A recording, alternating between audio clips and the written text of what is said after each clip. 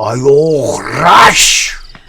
İt kanından olan bir qancığı Yaxşı da papa. götürüp sokmusan evin xarabanın küncüne. Papa əsəbləşmə. Sen pohvu yotu yerinde. Tula.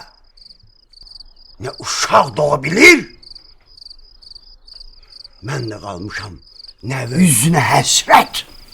Yaxşı qanımızı qaraltma da papa. Sən elə bilirsən ki, biz öləndən sonra sən ağ günə çıxacaqsan, hə? Allah! Yaxşı musiqisilər gəldi. Oo, Əjdər, axşamımız xeyir olsun. Baxışda biraz soy gec qutardı. Gec gəldik. Söz vermişdik axı, gəlməyə bilməzdik. Anasını da təbrik edirəm. Çox sağ olun qardaşlar, xoş gəlmisiniz. Allah sizin canınızı sağ eləsin. Mənim bu inanamın ad gündür. Oynamaq istəyirəm, bir dənə qardaşı olsun.